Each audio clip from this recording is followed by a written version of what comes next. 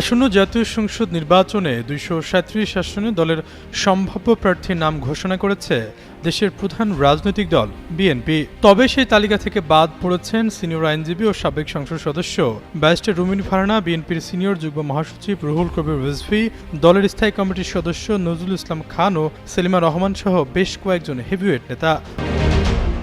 এদিকে ব্যারিস্টার রুমিন ফারহানা নির্বাচনী এলাকা ব্রাহ্মণবাড়িয়া ২ আসনটি শরিক দলের জন্য বরাদ্দ রাখায় ক্ষোভ ও হতাশা প্রকাশ করেছেন বিএনপি নেতাকর্মীরা, যাদের বড় অংশই রুমিন ফারহানার সমর্থক। শনিবার সন্ধ্যায় নিজ নির্বাচনী এলাকায় এক সমাবেশে অংশ নিয়ে নেতাকর্মীদের উদ্দেশ্যে বিএনপির নেত্রী বলেন, আমার ভবিষ্যৎ রাজনীতি নির্ভর করবে আপনাদের সিদ্ধান্তের ওপর। আপনারা যদি আমার পাশে থাকেন, মৃত্যু পর্যন্ত এলাকায় হবে আমার শেষ ঠিকানা। মনোনয়ন না পাওয়ায় ক্ষোভ প্রকাশ করে রুমিন ফারহানা বলেন, ব্রাহ্মণবাড়িয়ার মানুষের প্রতি এত অবহেলা কেন? কথায় কথায় ব্রাহ্মণবাড়িয়ায় জোটের প্রার্থী আসে কেন? ব্রাহ্মণবাড়িয়ার উন্নয়ন হয় না কেন? আমরা কি ভোট দিতে কার্পণ্য করি? আমরা কি ভোটের বাক্স ভরে দেই না? তাহলে কেন ব্রাহ্মণবাড়িয়ার প্রতি এই অবহেলা?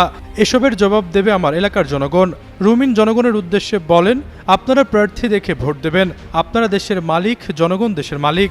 নিজের মালিকানা অন্যের কথায় আরেকজনের হাতে, ভুল মানুষের হাতে তুলে দেবেন না। আমার আগামীর রাজনীতি নির্ধারিত হবে আপনাদের সিদ্ধান্ত অনুযায়ী।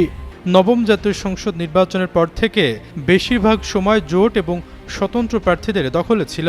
রুমিন ফারহানা ২০১৯ সালে সংরক্ষিত আসনে নারী সংসদ সদস্য নির্বাচিত হওয়ার পর থেকে সরাইল আশুগঞ্জের রাজনীতিতে সক্রিয় হতে থাকেন। গত বছর ৫ আগস্ট রাজনৈতিক পট পরিবর্তনের পর এই আসন থেকে মনোনয়ন পেতে রাজনীতির মাঠ চষে বেড়াচ্ছেন তিনি। সরাইল ও আশুগঞ্জের বিভিন্ন ইউনিয়ন এবং ওয়ার্ডে গিয়ে সভা সমাবেশ ও গণসংযোগ করছেন। এলাকার মানুষের কাছে প্রত্যাশা অনুযায়ী দিচ্ছেন নানা প্রতিশ্রুতিও।